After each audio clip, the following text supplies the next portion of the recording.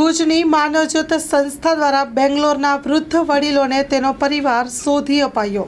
કર્ણાટકના બેંગ્લોરના વૃદ્ધ પુષ્ટ સ્વામી ઉંમર વર્ષ 67 ગુમ થતા પરિવારજનોએ તેમની સતત શોધ ચલાવી હતી।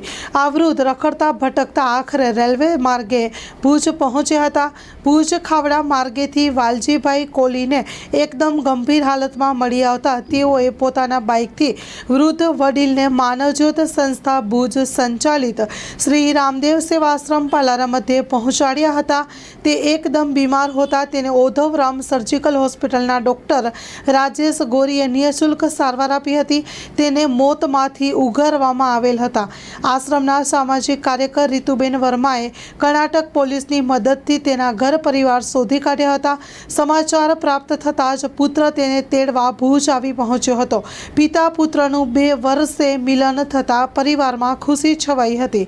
માનવતાના આ કાર્યમાં પ્રબોધ મુનવર, આનંદરાય સોની, દીપેશ શાહ, સદેવ સિંહ જાડેજા, કનૈયાલાલ લબોટી સહભાગી બન્યા હતા। માનવજ્યોત સંસ્થા દ્વારા બેંગ્લોરના વૃદ્ધ વડીલને તેનો પરિવાર શોધી અપાયો। સ્ટોરી રિપોર્ટ બાય કરણ વાઘેલા, ભુજ।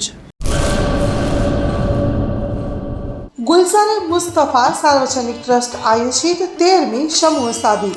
આથી આપને જણાવતા ખુશી થાય છે કે દર વર્ષની જેમ આ વર્ષે પણ ઇન્શાઅલ્લાહ સમૂહ શાદીનું આયોજન કરેલ છે, જેના ફોર્મ ભરવાનું ચાલુ થઈ ગયેલ છે।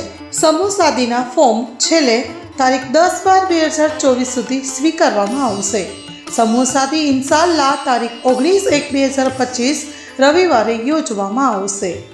ફોર્મ મેળવવા સંપર્ક કરો Haji Mohammad Rafiq Jusab Baloch, Bharat laundry, Jat tea house સામે, Mota Pir road, Sanjognagar, Bhuj, Kutch. Mobile number 9687314318।